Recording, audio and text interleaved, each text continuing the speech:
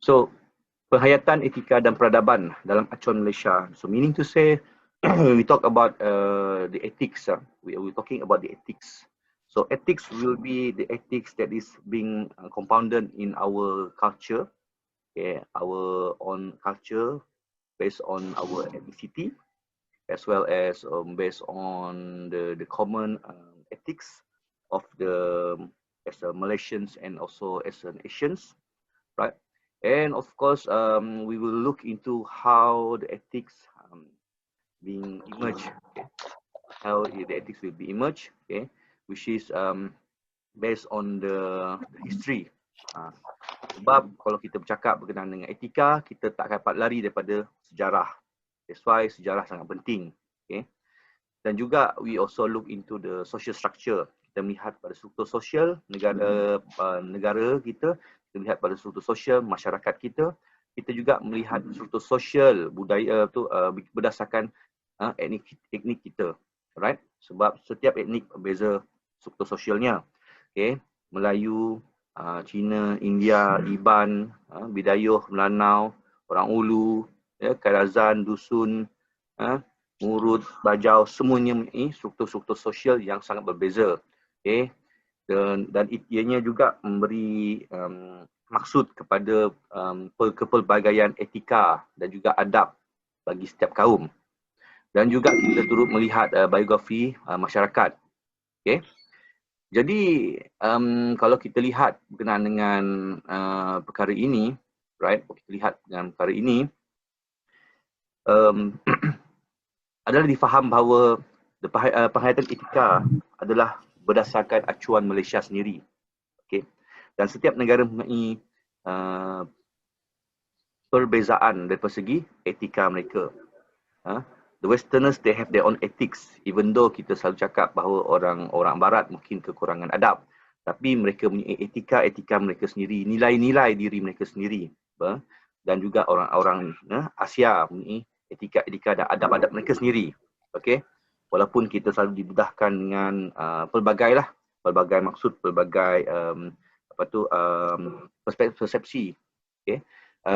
Masyarakat di negara-negara tertentu mungkin kelihatan agak kurang ajar lah, kita panggil kurang ajar banding dengan orang kita. Tapi bagi mereka itu merupakan etika dan juga adab bagi negara mereka, dan ianya adalah suatu norma yang biasa bagi mereka. Okay, jadi perlu difahami bahawa etika dan juga adab, bila kita kata adab, okay, saya suka melihat kata adab tu sebab dalam adab wujudnya peradaban. Kalau kita nak kata pasal adab dan peradaban, ini merupakan satu debate yang sangat panjang, okay, berdasarkan apa yang telah ditulis oleh seorang scholar, okay, Profesor Dr. Syed Nakib Alatas. Dia membicarakan bahawa bagaimana adab membentuk suatu peradaban dan bagaimana kehilangan adab menyebabkan kehancuran sesuatu peradaban. Okay. Alright. Jadi penghayatan etika dan peradaban di Malaysia, bolehlah kita uraikan dan difahami mengikut acuan Malaysia berdasarkan susul masa evolusi sejarahnya. Okay. Kenapa kita lihat dari segi evolusi sejarah? Kerana kita melihat juga bagaimana daripada sebelum kolonial era, iaitu pra-kolonial, yang maksud sekiranya kalau kita baca sejarah daripada zaman-zaman Majapahit, Sriwijaya, kemudian kita ada Kerajaan Lubong, Kerajaan Indah, Kerajaan Melano, kerajaan yang kecil-kecil di Sarawak, Sabah, Semenanjung, Indrapura, Johor Riau, Melaka sendiri, bagaimana masuknya kolonial, okay, menyebabkan perpecahan, menyebabkan perubahan, adaptasi dari segi budaya dan juga adab ke baratan masuk kepada Malaysia, okay, dan juga selepas pasca kolonial, iaitu selepas kemerdekaan tanah Melayu, dan terusnya membentuk gagasan Malaysia dan sampai sekarang. So, sejarah sangat penting untuk kita memahami apakah yang berlaku dan bagaimana sesuatu etika, sesuatu etos, sesuatu adab tadi telah diadaptasi dan diasimilasi ke dalam masyarakat dan budaya kita. Okay. Jadi sifat dan kefahaman mengenai etika yang berciri moden, yang telah diperkenalkan dan dilaksanakan semasa era kolonial Eropah tadi, kita akan turut lihat. Kalau dulu kita kata kalau orang Iban ada adab dia sendiri, dan bagaimana selepas masukkan era Brugge tadi telah mengubah sedikit sebanyak melalui adaptasi dan asimilasi agama Kristian ke dalam budaya Iban, menyebabkan perubahan dari segi etika dan adab dalam masyarakat Iban, sama juga Bidayuh dan sebagainya, telah membentuk bagaimana yang anda sendiri sekarang. So inilah perkara-perkara yang kita bincangkanlah dalam khusus ini. Okay. Alright. Jadi sebelumnya pada era prakolonial dalam wilayah alam Melayu. Bila kita berkata dengan wilayah alam Melayu ni, kita perlu faham bahawa wilayah alam Melayu ni adalah Nusantara. Kenapa disebutkan alam Melayu? Kerana ianya sebagaimana yang telah digariskan oleh ilmuwan-ilmuwan orientalis barat bahawa the Malay Archipelagos kita panggil, ataupun gugusan kepulauan Melayu, kerana difaham, kerana bagi pendapat mereka bagi kawasan Nusantara ini adalah tunjang bagi tunjang bagi bangsa adalah dikira sebagai bangsa Melayu, Malayoniosis, yang mana membentuk pecahan-pecahan etnik yang mempunyai ciri-ciri dan juga bahasa yang hampir sama, yang membentuk etnik kita ada sekarang, sama ada di Semenanjung Malaysia, Sabah, Sarawak, Indonesia, Filipina, Vietnam, Thailand, Kemboja dan sebanyak lagi lah. Okay. Alright. Jadi pada masa tu terwujudnya konsep adab dan adat. Okay. Jadi adab dan adat ni merupakan adat istiadat dan adat resam, yang mana berakar umbi daripada budaya sesuatu bangsa tadi, yang merupakan sebahagian daripada bentuk etika ketika itu. Jadi dalam masa itu adab dan adat tadi setiap etnik tadi mempunyai adab dan adat mereka masing-masing. Okay. Kalau kita kata dari segi masyarakat Melayu, kita faham bahawa adab-adabnya adalah adab terhadap orang tua, terhadap bapa, terhadap saudara, terhadap rakan-rakan, terhadap diri sendiri, dan juga adat-adat istiadat, daripada kelahiran sehingga kematian. Begitu juga kita lihat daripada segi bangsa-bangsa lain seperti bangsa Iban, kita ada adab-adab dan juga adat-adat yang telah diguna pakai, yang telah yang wujud dalam masyarakat mereka sejak beribu tahun, iaitu daripada adab dengan orang lain, adab dengan orang tua dan sebagainya, dan seterusnya juga adat-adat yang yang wujud dalam masyarakat, daripada kelahiran sehingga kematian. Itu merupakan satu sistem yang membentuk etika ketika itu, yang telah wujud untuk mendukung sistem nilai pemerintahan. Jadi pada masa itu kita lihat bahawa adab dan adat tadi telah membentuk nilai-nilai norma-norma dalam pemerintahan lokal pada masa itu. Iaitu kalau lihat tuai rumah, kalau masyarakat Iban, tuai rumah merupakan mereka ketua adat yang memegang, yang mempunyai kuasa, yang memegang, yang boleh menentukan adat-adat yang akan dijalankan untuk setiap peristiwa, dan juga menjadi hakim kepada undang-undang adat yang dipegang oleh sesuatu masyarakat Iban. Okay. Saya lebih banyak bercakap berkenaan dengan Iban kerana saya familiar dengan Iban, kerana saya sendiri merupakan darah Iban lah, jadi saya fahamlah benda ni. Okay. So all of this, telah mewujudkan nilai pemerintahan, masyarakat tradisional, dan juga peradaban. So bagi setiap bangsa sebelum zaman kolonial dahulu, setiap bangsa mempunyai peradaban mereka masing-masing. Ini tidak hairan kerana pada masa itu telah wujudnya kerajaan-kerajaan kecil yang tumbuh melata di seluruh seluruh kepulauan Nusantara di sini. Kalau kita kata dari segi konteks Sarawak sendiri, pada masa itu telah wujud kerajaan-kerajaan kecil yang hasil daripada pemerintahan tempatan seperti Kerajaan Satubong. Kita ada Kerajaan Satubong, kita ada Kerajaan Sadong, kita ada Kerajaan Kalaka, kita ada Kerajaan Melano. Yang mana kerajaan-kerajaan ini merupakan kerajaan-kerajaan yang berasaskan etnik. Dan juga kita ada juga kerajaan-kerajaan kecil yang berada di sekitar kawasan Rejang, kawasan pedalaman yang merupakan terdiri daripada masyarakat Iban, hasil pecahan daripada kerajaan Kutai pada abad ke-14 dahulu. Okay. Dan ia juga mempunyai sistem pemerintahan mereka sendiri, sistem peradaban mereka sendiri, sistem undang-undang adat mereka sendiri, dan juga mereka juga mempunyai sistem struktur sosial mereka sendiri. Okay. Kalau katakan pada orang Iban, mereka ada golongan-golongan pemerintah mereka yang menjadikan iaitu mereka ada tuai mereka sendiri, mereka ada mereka punya pahlawan mereka sendiri yang merupakan antara struktur sosial tertinggi dalam masyarakat Iban.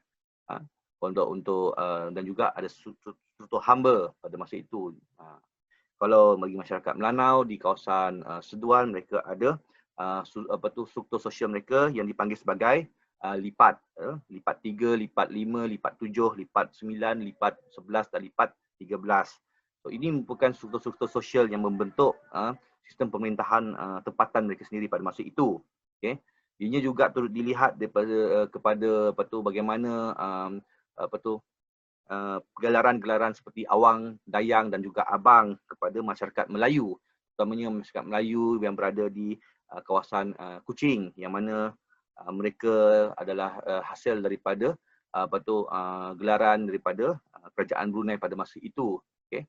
Yang mana keluarga Abang, keluarga Dayang, keluarga Abang tadi merupakan ketua-ketua bagi satu sosial yang lebih tinggi banding dengan masyarakat lain pada masa itu.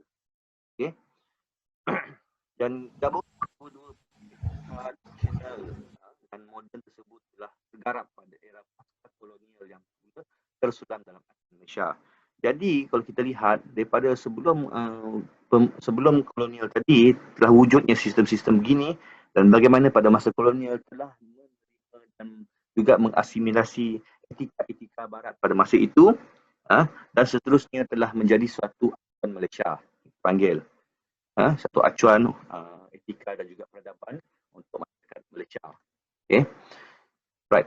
Dan penekanan terhadap penghayatan akan memungkinkan kita mengupas secara terfokus terhadap idea, proses etika dan peradaban dalam masyarakat Malaysia dulu dan sekarang. Jadi kalau itulah dia khusus penghayatan etika dan peradaban. Okay, jadi saya rasa agak clear untuk apa yang kita belajar pada semester ini, bagi khusus ini agak clear.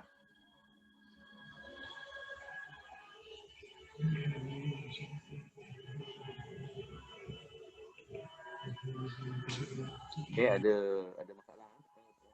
Dia faham apa yang telah saya terangkan tadi.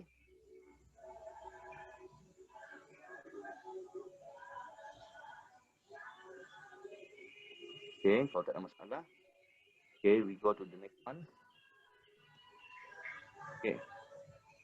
Jadi kita lihat pada pengenalan etika dan peradaban. Okay. Jadi, mana yang saya cakap tadi? Untuk memahami etika yang membentuk. Okay. Sorry sir. Apa? Suara sir tak jelas. Tak jelas? Tak jelas. Jelas tak? Okay. Jadi untuk kita memahami etika yang membentuk etika dan peradaban untuk masyarakat Malaysia yang kita ada sekarang. Okay. Kita pecahkan garis masa kepada 3, iaitu prakolonial, iaitu sebelum era penjajahan, kemudian pada masa penjajahan dan juga selepas penjajahan yang merupakan pembentukan Malaysia. Okay. Kita unik sebenarnya bagi masyarakat Malaysia, kita sangat unik kerana apa-apa etika moden adalah berasaskan etika tradisional yang telah wujud dalam masyarakat kita sejak beribu tahun dahulu. Okay, yang mana etika tradisional tadi adalah terbentuk daripada hasil budaya dan juga agama yang dipegang pada masa itu. Sebab tu kalau kita lihat di Malaysia, kalau kita pergi majlis kerajaan, kita akan ada garapan budaya-budaya dan juga adat-adat serta adab-adab yang menunjukkan keunikan bagi masyarakat kita.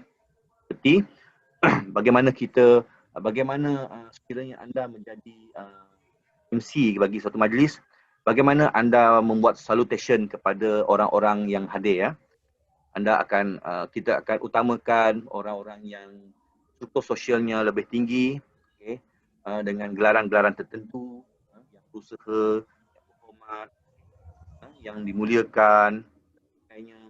Kemudian kita ada kekananan dari segi kedudukan pangkat sosial, macam itu sesuatu tamu berdasarkan kekananan mereka. Itu merupakan satu etika yang berasaskan adat istiadat kita dahulu. Okay. Jadi pada zaman prakolonial dahulu telah wujud adab, okay, yang menjadi panduan dan juga menjadi rujukan satu masyarakat, mempunyai adat istiadat, okay, yang memberi maksud kepada suatu pemerintahan dan juga suatu tampuk kuasa, dan juga adat resam yang menjadi satu garis panduan dan juga tata cara hidup bagi suatu bangsa dan etnik. Okay. Itu pada zaman tradisional kolonial dulu telah wujud semua itu. Okay. Yang ini telah membentuk bagaimana suatu masyarakat tadi hidup. Kemudian apabila datangnya pihak penjajah pada masa itu, Portugis, Belanda dan juga British, mereka telah datang dengan membawa nilai-nilai mereka sendiri pada masa itu. Kalau kita katakan pada masa itu, orang-orang barat mempunyai nilai-nilai murni mereka, iaitu mereka juga mempunyai adab istiadat mereka, mereka juga mempunyai adat resam mereka, mereka juga mempunyai agama mereka. Okay? Dan pada masa itu mereka telah datang untuk membawa etika-etika daripada barat yang mana telah pun digarapkan dalam masyarakat kita. Contohnya adalah seperti dalam satu majlis kita ada garapan daripada timur dan juga barat yang mana anda dapat lihat. Okay, contoh kita kata jika anda hadir satu majlis perkahwinan. Jadi majlis perkahwinan itu sendiri, okay, tata cara susun aturnya, okay, dia punya perjadualannya adalah berdasarkan daripada konsep barat. Okay, konsep barat. Okay. Di dalamnya masih lagi mengekalkan adat dan juga adab-adab resam. Adat resam dan juga adat-adat ketimuran kita. Okay.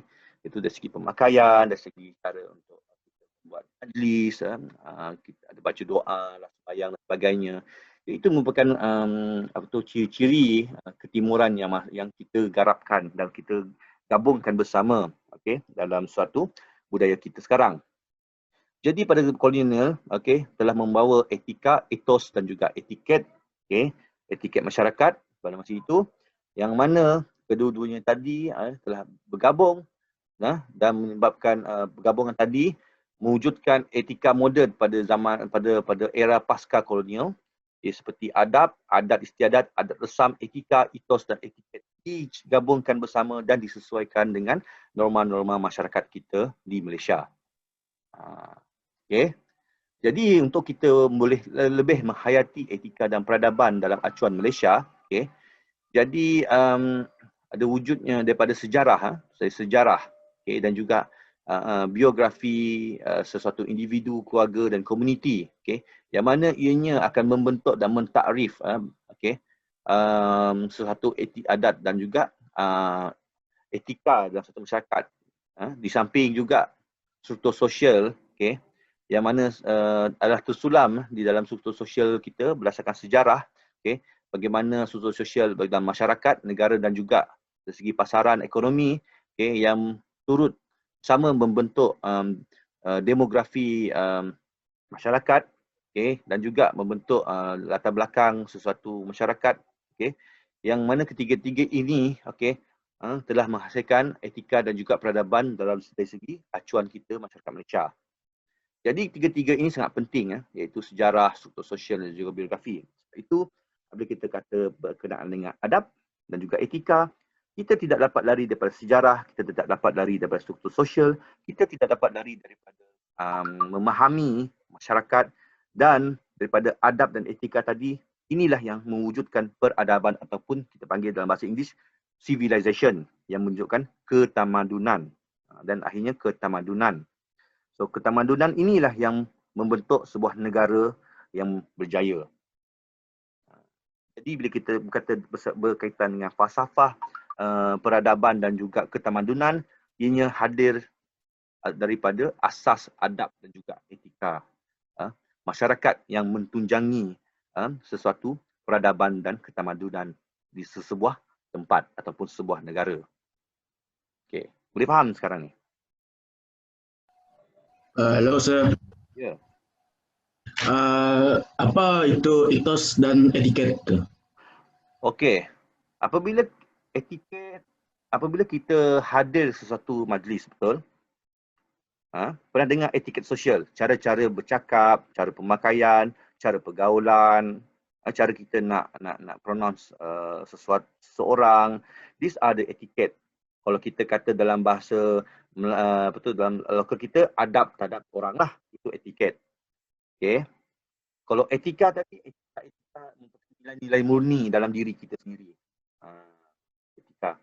Sebab pada kolonial, mereka hadir selepas zaman Renaissance, iaitu selepas pemisahan di antara kuasa gereja dan juga negara. Okey, yang mana mereka cuba untuk mengelakkan diri daripada pelabelan sesuatu keagamaan terhadap masyarakat mereka. Okey, jadi mereka telah menukar takrifan-takrifan berkaitan agama kepada takrifan-takrifan yang lebih sekular. Okey. Jadi itulah yang wujudnya etika, etos dan juga etiket. Okay. Jadi apabila kita berkata dengan itu berbeza dengan kita di timur. Kalau kita kata berkenaan etika, adab dan adab. Okay. So adab itu sendiri merupakan adalah gabungan daripada budaya dan juga nilai-nilai agama. Okay. Yang mana masyarakat kita adalah berpaksikan kepada kedua-dua perkara tersebut dalam pembentukan budaya sesuatu kaum. Okay? Jadi ianya hampir sama, cuma takrifannya diberikan perbezaan kerana latar belakang pergerakan sosial yang berlaku di timur dan juga di barat. Etos merupakan watak, karakter. Okay? So karakter ataupun perbuatan. Jadi kalau kita kata etika, etos dan etiket inilah yang membentuk adab dan juga adat istiadat ataupun adat resam. Sama tetapi konteksnya berbeza. Boleh faham? Okay. Boleh faham? Boleh. Okay. Thank you sir. Adat istiadat, adat resam itu membentuk budaya kita. Kalau kolonial, etos itu adalah membentuk budaya mereka. Sama saja. Cuma konsepnya adalah bagaimana konsep kita pada masa itu kita masih lagi memberi harapan sentuhan agama ke dalam budaya kita, tapi pada zaman kolonial, pada zaman itu mereka telah memisahkan, mereka telah mensekularkan perkara tersebut. Jadi mereka memberi nilai-nilai murni tadi sebagai satu nilai moral. Padahal kita pada masa itu kata, oh ini agama. Tapi bagi mereka itu adalah moral. Itu yang membezakan sebenarnya. So itu kena fahamlah sejarah dan sebagainya. Sebab apa?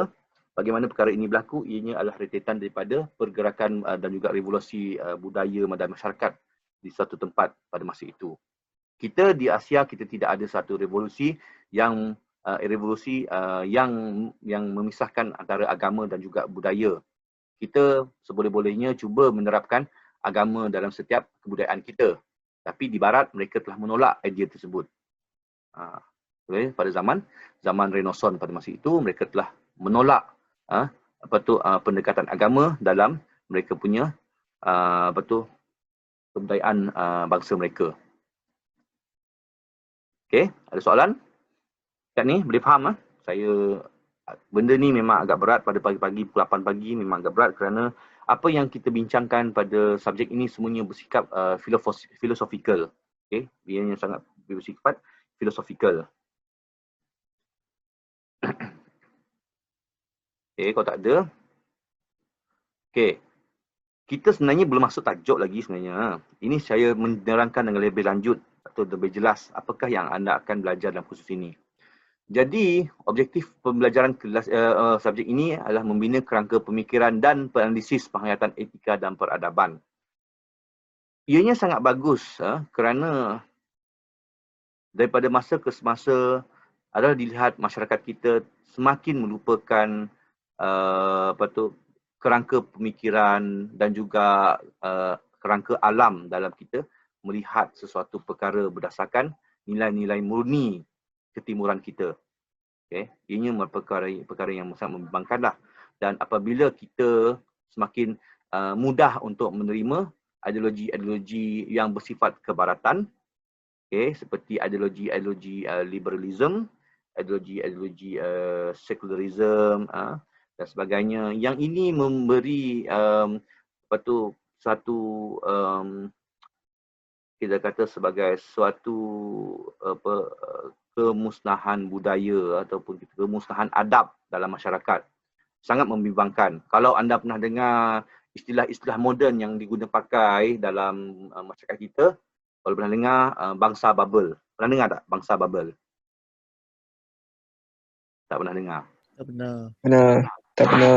Tak pernah dengar. Okey, bangsa bubble. Bangsa bubble adalah satu pelabelan bagi suatu sub culture, kalau kita katakan pemikiran subculture terhadap sekular, budaya sekular dan liberal, bagi yang dikatakan adalah banyak ditunjangi oleh mereka-mereka yang berasal daripada bangsa Selangor. Yang mana kita tahu bangsa ini merupakan kawasan orang-orang kaya. Okay. Jadi bangsa bubble ni adalah mereka-mereka yang menolak agama, dikatakan menolak budaya dan juga agama. Mereka yang melihat bahawa cara hidup moden haruslah lebih bebas dan juga lebih bersikap inklusif, lebih bersikap individual. Okay. Sebab tu kalau tengok mereka ni jenis yang mudah untuk menghina sistem raja, mereka itu mudah untuk menghina bangsa dan agama orang lain. Mereka inilah yang mudah untuk memberi takrifan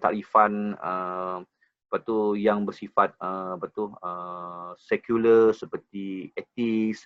Mereka inilah yang yang menolak bahawa adat dan juga adab bagi bangsa itu adalah penting, dan mereka inilah yang lebih bersifat keduniawi dan juga lebih bersifat kita katakan sebagai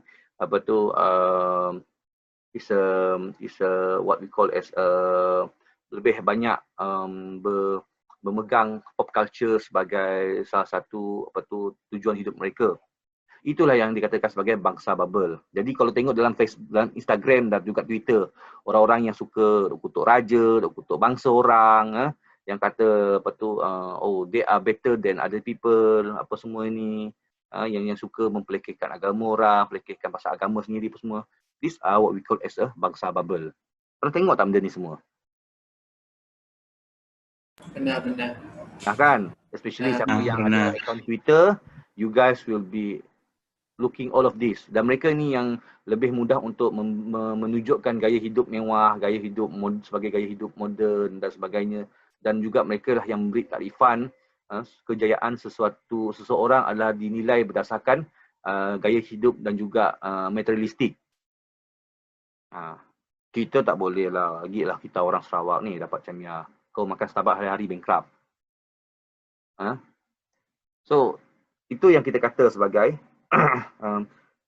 keruntuhan etika dan juga adab masyarakat. Ini yang kita takut sebenarnya. So bagi saya lihat benda ni, kita lihat benda ni suatu benda yang amat merugikan negara. Kerana kalau kita kata negara-negara maju, oh negara maju macam Eropah, kita lupa bahawa mereka telah menjadikan nilai-nilai moden tadi sebagai nilai budaya mereka, dan itu adalah budaya mereka. Tapi kita di bahagian timur, as we are the Easterners, kita punya budaya kita beza. Dan kalau kita kata sekiranya kita berpegang kuat pada budaya dan adat resam tadi menyebabkan kita mundur, bagaimana pula dengan masyarakat di Jepun, bagaimana pula masyarakat di Korea Selatan, yang mana mereka sangat kuat memegang adat resam mereka sangat kuat memegang budaya mereka, walaupun mereka telah mengadaptasi agama daripada barat, okey, agama-agama lain selain daripada agama tradisional mereka, mereka masih lagi mengekalkan budaya dan adat asal mereka dan mereka berjaya. Okay, dan mereka masih lagi berjaya. Jadi kalau kita kata kalau kita nak moden, nak maju, kita kena tolak semua budaya lama dan kita kena adaptasi budaya barat secara total, itu bagi saya merupakan satu ideologi yang sangat dangkal lah, sangat salah lah bagi saya. Okay. Jadi kalau kita kata kalau anda sini dapat lihat, okay, kalau kita telah hilang satu budaya kita sendiri, kita telah hilang kita punya identiti, maka kita akan tercari-cari siapa diri kita sebenarnya. Sebab tu, saya kalau awak-awak punya senior dulu, apabila telah nak habis belajar, saya selalu cakap, first thing, kalau kamu sebagai seorang Iban, you have to be proud as an Iban. You have to be proud. Even though, suatu masa nanti, mungkin kita kata, ini semua kuasa Tuhan. Yang mana awak dulu Iban, tiba-tiba awak jatuh cinta dengan orang Melayu. Kahwin, masuk Islam. It doesn't make you losing your Iban identity. You still an Iban. You have to keep uphold on it, your tradition, and be proud of it. Saya selalu cakap macam tu dengan student saya. Especially kalau ada yang berbicara berkenaan dengan tukar agama. Bagi saya agama itu agama, tapi bangsa lah yang merupakan jati diri kita. Kalau kita kata bahawa tak boleh hilang jadi diri, tak. Kalau kita kata macam tu, jangan lupa bahawa pada abad ke-18 dahulu, orang Iban bukanlah agama Kristian, tetapi mereka percaya kepada petara, mereka percaya pada senggalang burung dan sebagainya. Lepas tu mereka percaya pada panggau libau dan sebagainya. Sama juga pada orang Melayu. Kalau kita kata Melayu itu Melayu, hendaklah berjajaran dengan Islam, mereka lupa bahawa pada abad ke-7 dahulu, orang Melayu agamanya adalah Hindu yang berasaskan Hindu daripada Kepulauan Indonesia. Hindu Bali dipanggil. Jadi agama bukanlah satu hak eksklusif kepada sesuatu bangsa, tetapi agama merupakan satu cara untuk kita mengenal diri dan juga untuk kita memahami tujuan hidup kita di dunia. Itu yang penting. Dan agama tidak menyebabkan anda tertukar bangsa. Kena faham itu. Sebab tu kena faham betul-betul kerangka pemikiran kita dan juga pandangan alam kita. Okay? Pandangan kita terhadap alam, bagaimana kita melihat sesuatu perkara berdasarkan kerangka budaya dan juga kerangka agama kita sendiri. Itu penting. Boleh faham? Ke berat sangat benda ni hari ni? Hello, sir. Berat sangat ke? Berat sangat ke apa yang saya cakap ni? Berat Hello, sir. Hello, ya. Minta maaf kerana saya lama. Maybe saya terdapat tengok slide sekarang. Bapak, saya baru jumpa. Tu, okay. Tak apa. Siapa yang ada masalah internet apa semua, saya ada buat recording ni dan saya akan letakkan link dalam e-lib. Awak boleh tengok dia punya link tu selepas kelas lah, tak ada masalah. Shouldn't be a problem lah. So saya faham kita sawak tu namanya masalah lain telefon lah. Ya dah madah tu seorang. Boleh So don't worry lah. Ada masalah apa semua, still saya masih lagi akan bagi recording video yang lecture kita ni, saya akan letakkan dalam e-lib. Okay? Cuma dalam kelas ini saya nak tekankan sekali lagi bahawa anda kena bersikap lebih terbuka lah dalam kelas ini untuk memahami, sebab especially saya faham kadang-kadang apabila saya bercakap berkenaan bangsa dan agama, ada kadang-kadang orang yang akan menolak benda ni. Jadi perlu ditekankan, perlu diingatkan bahawa dalam kita belajar, kadang-kadang kita akan menolak suatu idea baru. Okay? Jangan tolak, dengar dulu, okay? Kemudian nilaikan berdasarkan anda punya kerangka pemikiran sendiri. Itu saja yang saya nak cakapkan lah. Sebab kelas ini, kelas etika, penghayatan etika dan peradaban ni adalah kelas yang sangat bersikap philosophical. Okay? Jadi kalau anda nak betul-betul faham, anda kena faham betul-betul falsafah-falsafah yang mentunjangi perkara-perkara inilah. Okey? Boleh faham ah? Ada masalah tak? Tak ada. Tak ada Tak masalah. ada. Boleh faham ah? Ada. Boleh. Boleh sir, boleh. Jadi kelas ni memang berat sikit lah. Sorry lah, berat sikit lah kelas tu. Okay. Jadi sebelum tu saya nak tanyalah. Kelas yang you all punya kelas ni banyak tak orang Semenanjung? Ada tak orang Semenanjung dalam kelas ni? Ada. Ada ah? Okay. Ada.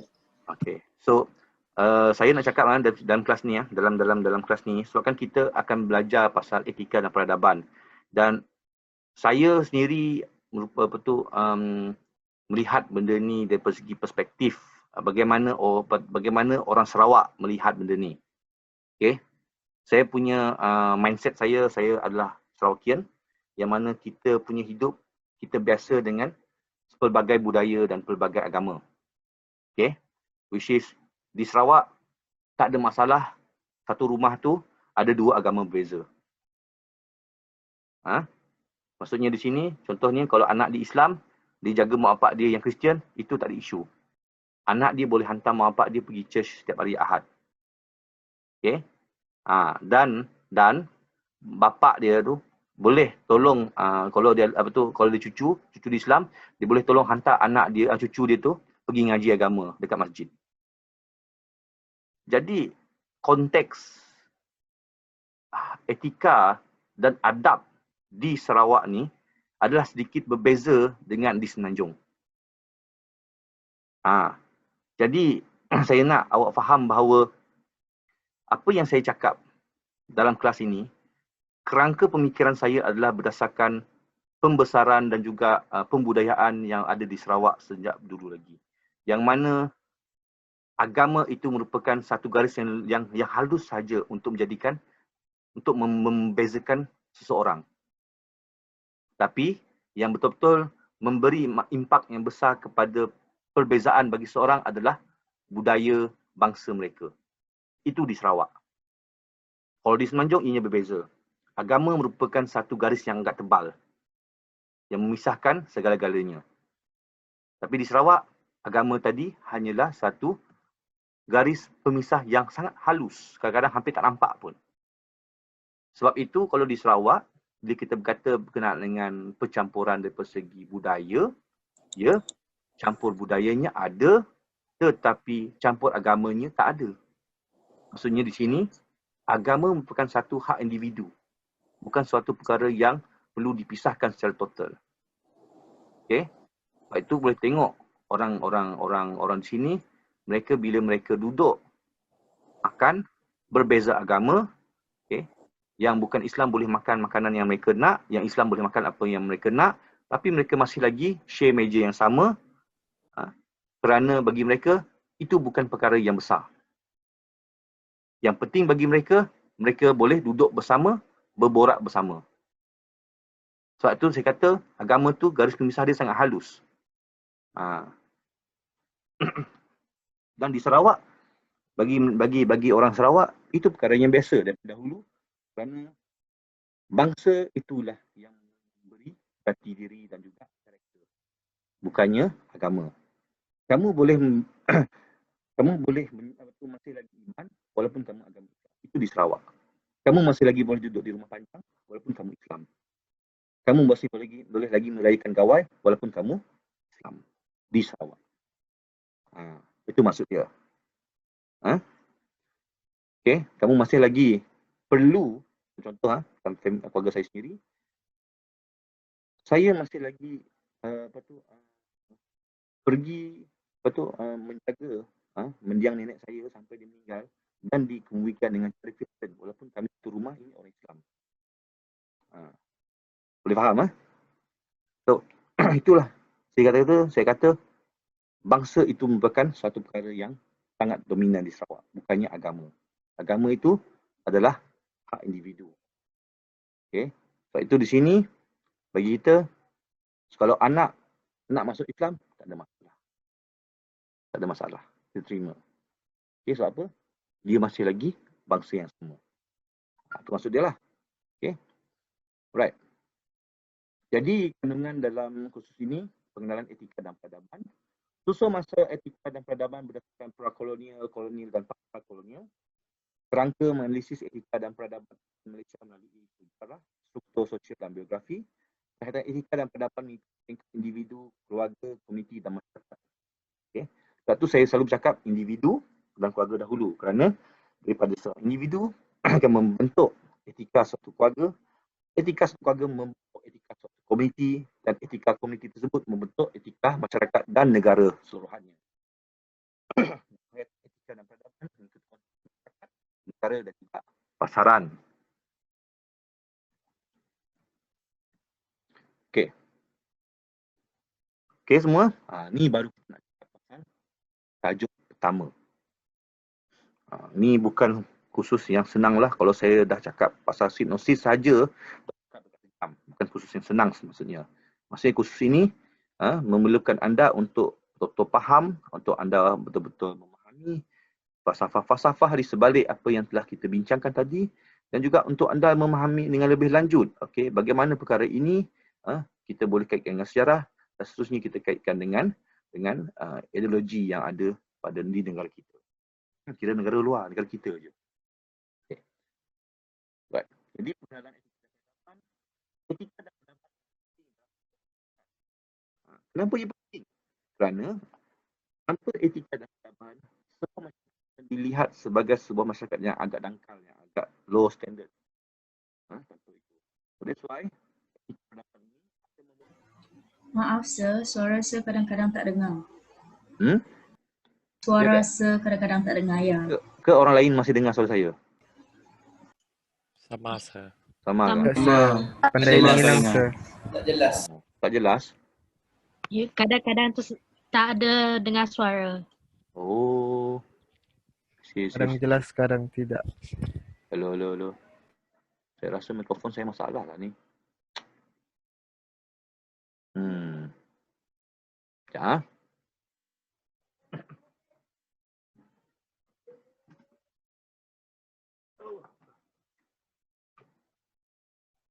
Jangan heran ada bunyi budak nangis semua saya kat rumah ni. Ada anak buah saya.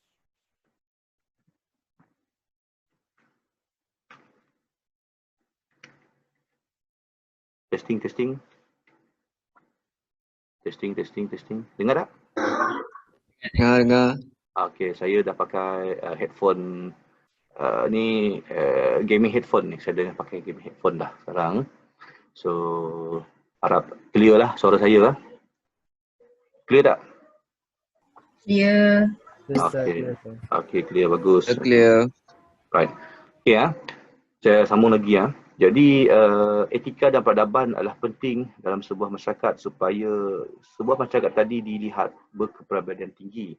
Ini kerana kalau kita lihat masyarakat yang kurang etika dan peradabannya, kita akan lihat masyarakat tadi, kita boleh katakan sebagai masyarakat tadi low standard dan sebagainya. Sebab tu kalau lihat di negara-negara yang membangun, negara-negara yang sedang membangun,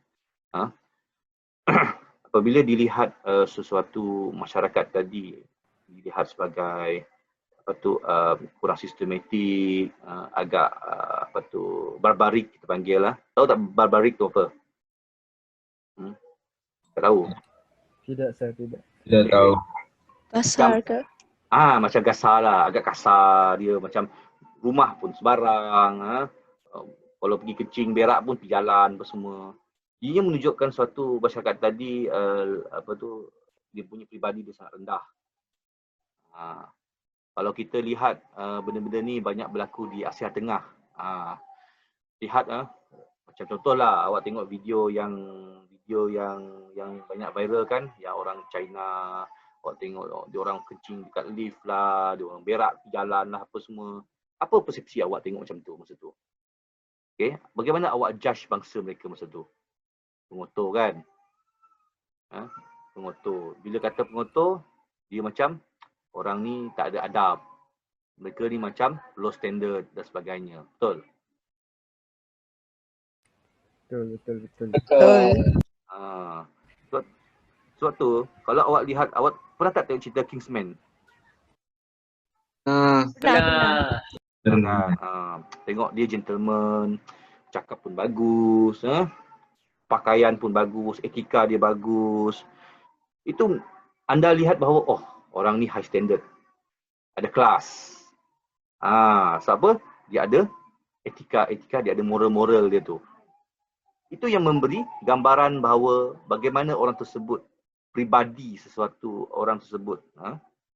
Dan of course, ini reflected dengan bagaimana cara mereka bercakap, bagaimana cara mereka bergaul, bersosial dan sebagainya. Bila kita lihat orang tersebut macam tu lah, contohlah awak katakan, oh tengok aja, oh raja, bestnya tengok. Kemas, handsome, cantik lagi tu, apa semua. It creates, bila bercakap pula lembut, sopan, dia akan menimbulkan satu rasa hormat kita kepada seseorang tersebut. Dan nilai ni tadi akan menyebabkan kita saling hormat menghormati. Dan of course lah, bila dah saling hormat menghormati ni memang kita akan hidup harmoni lah, tak ada gaduh-gaduh sangat. Ini masalahnya yang satu puak ni jenis yang huha-huha, bising-bising, entah apa-apa. Tu yang buat gaduh tu. Macam tu lah. Okay. Dan seterusnya, ini akan membina negara bangsa. Jadi konsep negara bangsa ni adalah sebuah konsep yang kita lihat sebagaimana di Indonesia, di Filipina, yang mana mereka memanggil diri mereka sebagai bangsa Indonesia. Maksudnya, walaupun dia berbeza etnik, tapi masih lagi bangga menyatakan bangsa Indonesia. Itu saya puji terhadap orang Indonesia, bagaimana mereka bersatu di bawah nama yang sama, bangsa Indonesia. So, kita di Malaysia sepatutnya macam itulah. Kita patutnya bersama bersatu, tak kira apa-apa, apa etnik sekalipun, kita mesti bangga menyatakan bahawa kita adalah bangsa Malaysia, kerana itulah yang menyebabkan negara kita mempunyai peribadi dan juga boleh menyebabkan kita hidup saling harmoni, menerima menerima kepelbagaian suatu masyarakat, dan kita juga mampu untuk melaju, lebih maju dan juga lebih berdaya saing. Ini bila cakap pasal bangsa, oh aku bangsa Melayu, bangsa Cina. Itu salah sebenarnya. Itu etnik awak, etnik Melayu, etnik Cina. Tapi kita merupakan bangsa Malaysia kerana kita adalah lahir, duduk, tinggal, menetap, bekerja, cari duit semua di Malaysia. So kita hendaklah bangga bahawa kita sebagai orang Malaysia, bangsa Malaysia. Okey? Faham? Faham, sir. Okey.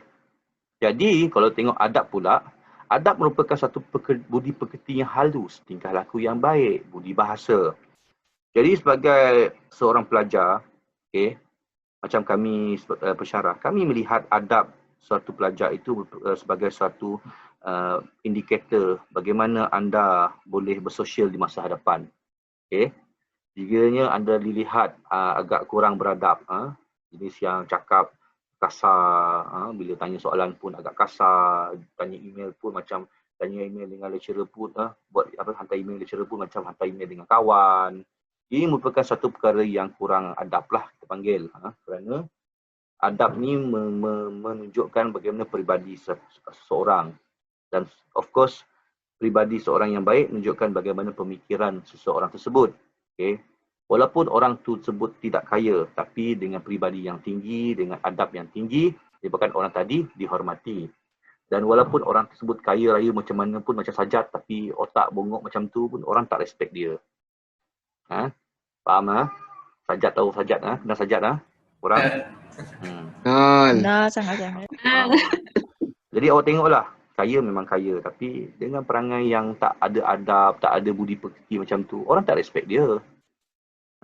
Jadi sampai mati pun orang tak respect dia. Sebab apa? Dia perangai macam tu lah. Tak boleh. Tapi kalau awak lihat orang-orang kaya yang sangat bersopan, santun, apa semua kan. Contoh awak tengok orang-orang kaya. Contohlah awak tengoklah, senang cerita lah. Awak tengok, saya tahu orang umum awak ni, salah seorang yang awak suka tengok adalah SM Nasimuddin, yang kahwin dengan apa nama bini dia? Marian ke? Kenal tak? SM Faizal ke yang kahwin dengan Marian tu? Tak kenal? Tak tahu. Tak patut. Yang perempuan tak tahu. Ha?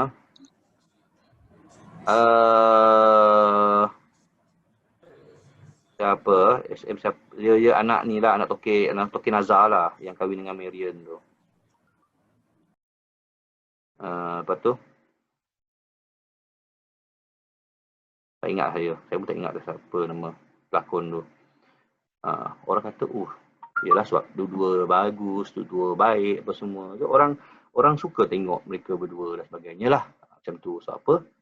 Tak nampak bodoh pun. Dia kaya, memang kaya raya. Kalau tak kaya pun tak boleh nak pergi melancong tiap bulan dekat overseas. Tapi mereka jenis yang ada adab pekerti, ada kelas mereka sendiri. Jadi kita lihat, kita respect orang macam tu. Okay. Jadi beradab ni baik budi bahasa, sopan. Dengan orang tua, bercakap baik. Dengan kawan-kawan tak apalah. Tapi taklah melampaui batas. Dan juga, okay, bila orang beradab ni telah maju tingkat kehidupannya, peradaban sistem dan tahap kembangan sosial suatu bangsa, kemajuan sosial dan kebudayaan suatu bangsa. Itulah maksud dia. Okay. So, penting dalam kita dan beradab suatu, kalau yang orang Islam, apabila mereka sekolah Fardu Ain, mereka telah diajar adab-adab. Adab makan, adab minum, adab belajar, adab bersama ibu bapa, adab dengan kawan-kawan, adab dengan guru. Kerana adab inilah yang membentuk jati diri seseorang. Okay. Kalau dengan adab, kita akan dihormati. Okay. Lawan akan segan kita. Okay. Orang kawan akan sayang kita. Itulah ciri-ciri orang beradab. Okay. Ciri-ciri orang yang tidak beradab. Okay. Kawan akan hindari, lawan akan benci. Jadi kena ingatlah benda itu semua. Okay. Jadi tadi itu adab. Sekarang ni kita lihat pula adat resam. Jadi adat resam ni merupakan adat yang telah menjadi kebiasaan kepada suatu kaum. Contohnya macam hal kahwin, hal kelahiran, hal kematian, cara hidup dan sebagainya. Okay. So itu merupakan adat resam. Kalau kita pula tengok pula adat istiadat. Adat istiadat ni merupakan adat bagi sesuatu majlis. Yang mana adat resam merupakan yang besar, adat istiadat merupakan yang detail. Yang detail bagi sesuatu. Contohnya kita kata adat istiadat bagi pemasyuran raja. Adat istiadat convocation. Harap-harap awak nanti bila dah habis belajar dapatlah tengok convocation. Janganlah pula macam sekarang ni tengah online semua. Okay. Anda akan lihat bagaimana adat istiadat convocation tadi merupakan satu perkara yang sangat halus. Sangat memberi impak kepada anda semua kerana ketinggian martabat suatu Dewan Convocation tu ditunjukkan, ditampilkan pada adat istiadat convocation. Dengan aturannya, dengan upacaranya, dengan gerak-gerak kerja, gerak tubuh orang-orang yang berada, dapat tengok pakaian-pakaian, jubah-jubah profesor-profesor yang memberikan rasa gemuruh pada anda dan sebagainya. Itulah adat istiadat, memberikan sesuatu yang sangat berkesan lah. Okay. Ini nanti saya akan tulis yang inilah, aktiviti ini dalam ILIP nanti. Saya minta anda semua untuk jawablah dua soalan ini dalam ILIP. Okay. So saya akan bagi dalam petang ini, awak boleh start akses lah ILIP dan untuk jawab benda ni semualah. Alright. Kemudian kita lihat dari segi etika pula. So etika dari segi bahasa merupakan prinsip moral atau nilai-nilai akhlak. Atau adab sopan, santun dan sebagainya yang menjadi pegangan seseorang individu atau sesuatu kumpulan manusia. Okay. Tapi kalau dari segi sosial pula merupakan satu standard menyeluruh mengenai benar atau salah yang menjelaskan apa yang sebenarnya perlu dilakukan oleh manusia berdasarkan konteks yang benar, tanggungjawab, manfaat. Lepas tu saya cakap tadi, etika ni adalah moral, sesuatu yang kita belajar berkaitan dengan moral dan juga civic. Memberikan suatu perkara benar, apakah nilai-nilai yang patutnya jadi satu pegangan kepada individu ataupun suatu kumpulan manusia yang memberikan takrifan standard piawai kepada perkara yang salah dan perkara yang betul dalam satu masyarakat. Itu maksud dia. Manakala kalau untuk etos pula, ini merupakan yang elemen yang diterapkan oleh penjajah masa itu, merupakan ciri-ciri suatu bangsa, budaya dan era. Okay. Contohnya, pelukis Malaysia boleh menghasilkan karya yang benar-benar mencerminkan aspirasi falsafah dan masyarakat negara kita. Itu etos. Tapi dari segi sosial pula, merupakan satu usaha membangunkan bangsa berdasarkan latar belakang individu, keluarga dan komuniti berbagai serta berbeza sejarah, etnik, bahasa, agama, budaya dan latar geografi melebihi kesepakatan ciri asas negara atau bangsa.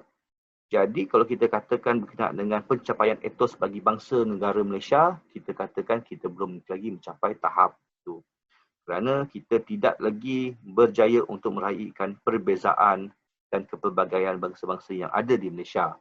Kita masih lagi cuba untuk mencari perbezaan, bukannya mencari persamaan.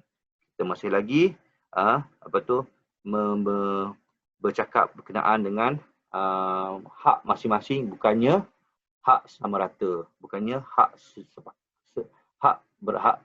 bersama-sama. Kita masih lagi berbicara mengenai keistimewaan masing-masing, bukannya keistimewaan bersama. Kita masih lagi bercakap mengenai ancaman diri kita daripada orang lain, bukannya ancaman orang luar kepada kita semua. Itulah masalah kita. Itulah susah juga nak cakap apabila politik kita ni berpaksikan bangsa, berpaksikan agama. Sepatutnya politik kalau di negara-negara lain, politik kita adalah berdasarkan ideologi.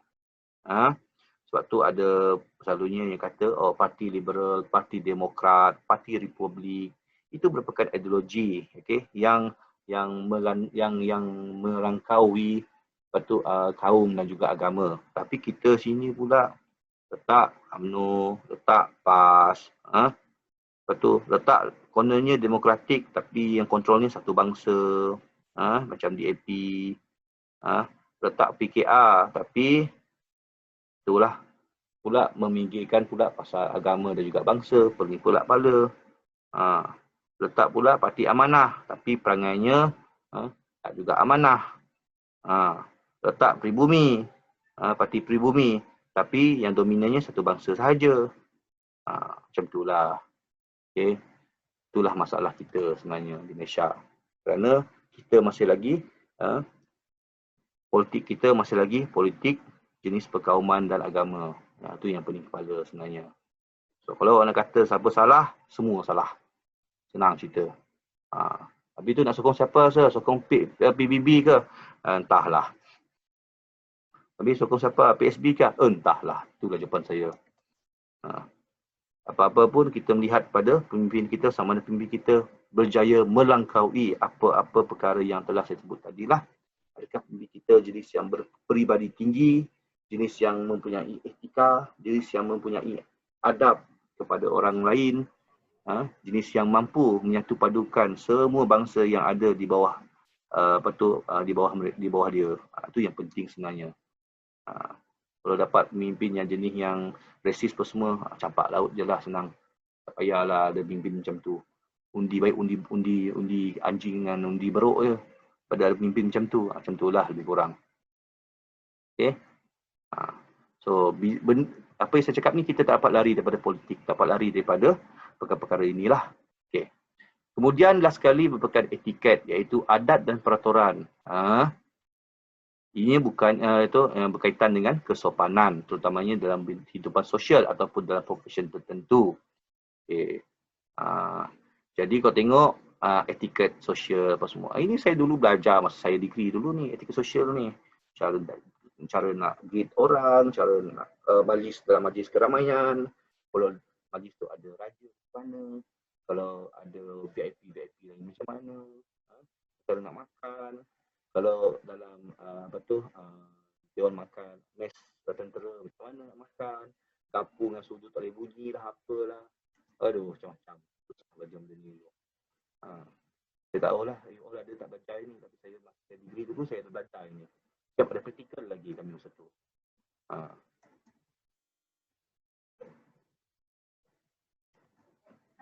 Okay. Kemudian nombor 2, susul galau masa etika dan peradaban berdasarkan prakolonial, kolonial dan pasca kolonial. Jadi sebelum kedatangan kolonial, telah wujud etika dalam masyarakat yang disebut sebagai adat istiadat dan juga adat resam. Okey.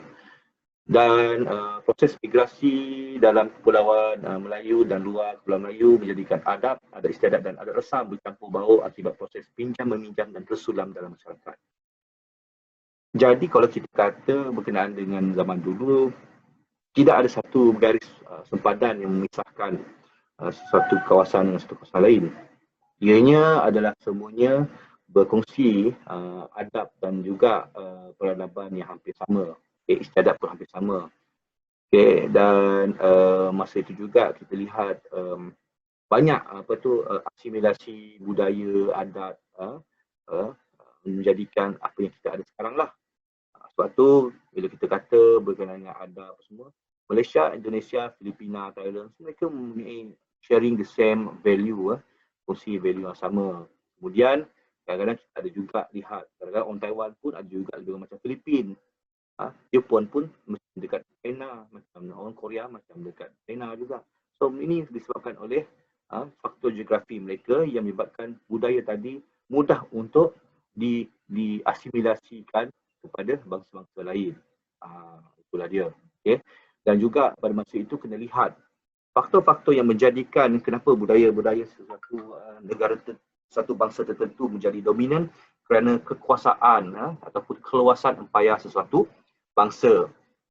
Lepas tu kalau kita lihat untuk kita katakan budaya zaman dinasti dahulu telah banyak diadaptasi dalam Jepun dan juga Korea. Yang mana Korea itu sendiri selepas dinasti Joseon, dinasti Joseon. Kalau yang biasa tengok Korea tahulah.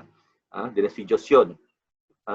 Mereka banyak mengadaptasi dari segi pemakaian, dari segi mereka bentuk, architecture, dari segi budaya, dari segi adat istiadat. Hampir sama dengan kebudayaan dinasti China pada masa itu. Okay. Dan juga Jepun itu sendiri pada sebelum Meiji lagi itu sendiri, mereka banyak mengadaptasi daripada budaya-budaya Jepun, budaya-budaya China sendiri. Okay. Sehinggalah pada zaman Meiji, iaitu pada abad ke-18 lebih, mereka telah membuka ruang untuk menerima budaya-budaya daripada Barat untuk diterapkan dalam pemerintahan mereka yang menjadikan mereka ke arah zaman Jepun moden. Begitu juga di Malaysia pada masa itu, pada masa sebelum kolonial, di alam Melayu ataupun di Nusantara itu sendiri terlihat banyak pencampuran adat istiadat di antara budaya-budaya kecil pada masa itu. Okay. Dan juga ini kerana pada masa itu juga dilihat bahawa pada abad ke-7 misalnya kerajaan Sriwijaya dan kerajaan Majapahit menjadi dominan di kawasan Nusantara menyebabkan negara-negara kecil lain, kerajaan-kerajaan kecil yang lain mengadaptasi budaya dan juga etika-etika yang dipegang oleh Majapahit dan juga Sriwijaya. Apabila kejatuhan Sriwijaya dan Majapahit pada abad ke-8 dan ke-9 menyebabkan wujudnya negara-negara kecil dan seterusnya bermulanya era Kesultanan Melaka menyebabkan budaya-budaya masyarakat Melaka tadi telah diadaptasi oleh negara-negara lain seperti di Brunei, seperti di kerajaan Minangkabau, seperti kerajaan Indrapura, seperti kerajaan Sambas dan banyak lagi. Itulah yang berlaku sebenarnya. Sebab itu mereka banyak pakai tanjak macam Raja Melayu sebagainya kerana budaya tadi telah dipinjamkan akibat daripada perluasan kuasa Melaka pada masa itu. Kemudian wujudnya zaman kolonial, Belanda masuk, Portugis masuk, Belanda masuk, British masuk, dan budaya tadi telah diasimilasikan dengan budaya-budaya Barat menjadikan seperti adat istiadat raja kita sendiri pun ada ciri-ciri budaya daripada Barat sendiri itu juga. Itu kita dapat lihatlah sebenarnya. Okay. Okay. So, itu yang saya bincang tadi lah berkenaan dengan prakolonial, iaitu zaman negara belum dikenali sebagai Malaysia dan belum dijajah. Etika telah terjemur dalam tingkah laku serta kehidupan seharian secara formal atau tidak formal yang mana disebut sebagai adat resap dan adat istiadat. Ini yang berlaku. Jadi sebenarnya kalau anda faham sejarah, anda ingat sejarah dan anda cuba kaitkan dengan ini, ianya sangat menarik kerana bagaimana faktor-faktor daripada segi geopolitik, faktor sejarah, faktor pemerintahan, daripada segi faktor tak resam, faktor sosial, faktor agama dan sebagainya, dan juga faktor-faktor luaran seperti perang dan sebagainya telah membentuk bagaimana kita di Malaysia pada masa ini. Itu yang menariknya. Okay. Macam contoh yang kedua-duanya seperti zaman kolonial, etika dibawa dalam bentuk berpakaian, percakapan, pentadbiran dan sebagainya. Cara makan, orang dulu kita makan pakai tangan, lepas tu kita belajar makan pakai sudu, apa semua. Kita ada ketenteraan yang mana ketenteraan kita adaptasi daripada westerners, dan kita cara berpakaian dan sebagainya, cara kita buat pentadbiran negara, majlis dan sebagainya. So ini juga ada jugalah kebaikan-kebaikan yang datanglah, okay, pada era kolonial. Okay. Dan kemudian pada era pasca kolonial, iaitu pada sekarang, yang mana masyarakat telah menerima variasi daripada percampuran versi etika secara langsung ataupun melalui teknologi. Jadi sebab itulah kita nampak bagaimana budaya-budaya, bagaimana tadi telah kita garapkan budaya baru dan jaga budaya-budaya kita sendiri, budaya bangsa sendiri untuk kita jadikan sebagai satu budaya kita yang tersendiri. Okay. So nilai etika bercampur baur ini wujud dalam persekitaran formal dan tidak formal. Okay. Cuma masalahnya kita kata kita takut seperti yang saya kata tadi lah, seperti yang disebut orang sebagai bangsa bubble. Budi pekerti, tingkah laku dan budi bahasa semakin merosot akibat daripada percampuran yang melulu. Saya tak kata campur tu salah, tapi campur tanpa satu kerangka minda yang betul menyebabkan kehancuran. Maksudnya di sini, apabila kita cuba untuk mengadaptasi sesuatu benda baharu, kita hendaklah mempunyai pegangan dan jati diri kita sendiri. Okay. Kalau kita tahu bahawa benda itu yang kita adaptasi adalah baik, kita ambil. Tapi apabila kita ambil secara sembrono, kita just tangkap muat saja, ambil dan guna saja, tanpa kita mempunyai pegangan diri dan sebagainya, kita akan jadi orang lupa diri. Ini banyak yang berlaku. Banyak berlaku. Kalau tengok dalam cerita TV apa semua itu merupakan salah satu refleksi ataupun garapan daripada benda yang sebenar. Tapi kalau yang pernah, siapa-siapa yang pernah bergaul, pernah berinteraksi dengan mereka-mereka yang dikatakan neoliberal ini, saya bercakap kamu akan giling kepala lah.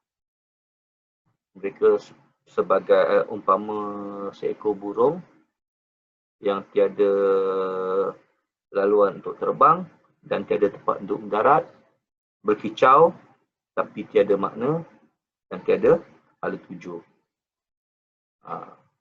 Cakap kuat, cakap banyak, pumpang-pumpang memang hebat, tapi tak ada apa-apa. Kerana mereka tiada pegangan, mereka tiada hala tuju. Contohlah kita kata, saya sebenarnya amat terkesan apabila melihat orang-orang Melayu yang sendiri telah mempersoalkan institusi diraja kita. Kerana kenapa bahawa mereka tu lupa sejarah, bahawa disebabkan oleh raja-raja kita lah, raja-raja kita lah kita mampu untuk hidup dan juga kita mampu untuk masih lagi berupaya untuk memegang perkara-perkara penting pemerintahan, perniagaan, ekonomi dan sebagainya di negara kita. Kerana semua istimewa itu sebenarnya telah hilang semasa zaman penjajah dahulu. Okay. Dan apabila mereka yang bukan Melayu pun turut mempertikaikan, saya lagilah sedih kerana mereka lupa bahawa yang menjamin keharmonian untuk orang-orang bukan Bumiputera untuk tinggal, menetap dan juga berupaya untuk memiliki kekayaan, kemudahan, pendidikan sebagainya adalah Raja-Raja Melayu. Raja-Raja Melayu inilah yang menjadi garantor kepada orang Melayu untuk bahawa orang-orang yang bukan Melayu ini mereka akan hidup bersama harmoni dan saling hormat menghormati. Itulah sebenarnya Raja-Raja Melayu. Mereka inilah yang menjadi pendamai di antara kedua-dua pihak. sama ada masyarakat dan juga politik seperti mana yang kita lihat sekarang apabila berlaku konflik politik. Jadi agung kita masuk campur dengan memberi kata-kata nasihat yang menjamin, yang menjamin, kata-kata baginda telah menjamin rasa selamat dan rasa harmoni dalam diri kita sebenarnya. Itu sebenarnya, kalau kita kata kenapa kita perlu menghormati dan menghargai institusi diraja kita, kerana mereka lah menjadi tunjang utama, payung utama kepada bangsa kita, bangsa negara, bangsa kita yang ada di Malaysia. Tak kira sama ada Melayu, Cina, India, Iban, Kadazan dan sebagainya. Raja-raja inilah yang memberi jaminan bahawa selagi mereka ada, selagi itulah negara kita stabil dan juga tidak akan berlaku sebarang ancaman-ancaman dalaman. Yang ketiga pula, kita lihat kerangka menganalisis etika dan peradaban Malaysia melalui sejarah, struktur sosial dan biografi. Jadi tahap penghayatan etika dan peradaban adalah berbeza dan dipengaruhi oleh perkembangan sejarah. Sebab itu saya selalu cakap, sejarah itu sangat penting. Kita memahami sejarah, kenapa kita memahami siapakah kita hari ini, di mana asal, apakah budaya kita sebenarnya adalah melalui sejarah. Dan mengapa kita terbentuk begini adalah oleh sejarah. Dan juga struktur sosial dan juga demografi masyarakat tersebut sebenarnya adalah dikaitkan dengan sejarah. Dan juga tahap penghayatan etika peradaban adalah berbeza dan dipengaruhi oleh perkembangan sejarah, struktur sosial dan biografi masyarakat berkenaan yang ada. Jadi kalau kita kata, berkenaan dengan sejarah ini, kenapa ia penting? Kerana kita hendak belajar apa yang telah berlaku pada masa lalu yang membentuk masa kini. Dan untuk kita membentuk masa kini, untuk kita membentuk masa hadapan. Itu adalah sangat penting sebenarnya.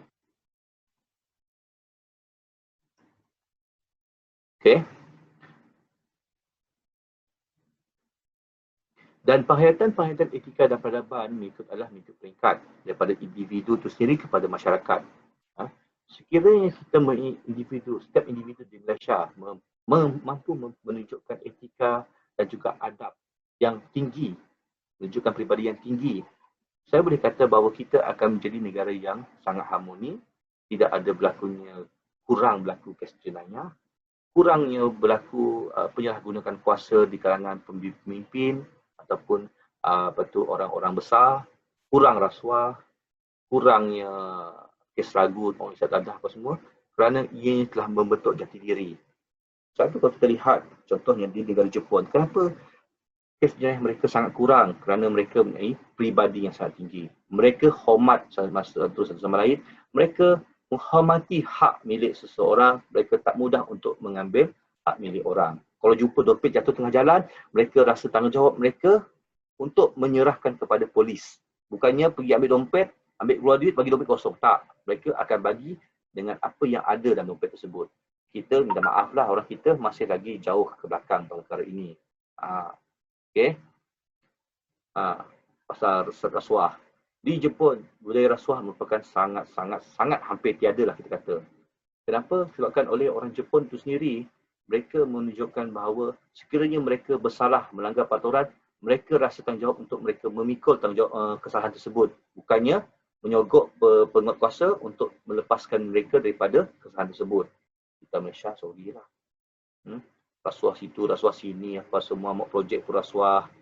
Semualah sama lah. Tak ada beza apa bangsa, apa agama, semua sama. Dan juga kalau kita lihat negara-negara yang maju apa semua, kejatuhan sebuah negara tersebut yang sebelum ini maju, jatuh disebabkan oleh kehilangan adab. Seperti mana anda lihat di Amerika Syarikat. Bagaimana sekarang ini Amerika Syarikat dilihat sebagai sebuah negara yang sangat lemah kerana masyarakat mereka telah kehilangan adab dan juga etika. Caci resis muncul, benci membenci apa semua, dan pelbagai lagi. Dia punya pemimpinnya yang pun kurang etika juga, adab juga. So ini telah menzahirkan bagaimana sebuah negara tadi akan hancur. Dan penghayatan etika peradaban konteks masyarakat, negara dan pasaran, of course masyarakat dan negara akan membentuk suatu melihat memberi maksud pada etika dan peradaban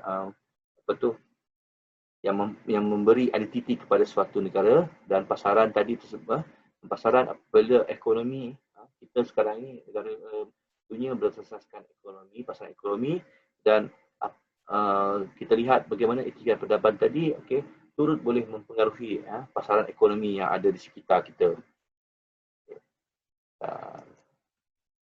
Dan itu sajalah untuk hari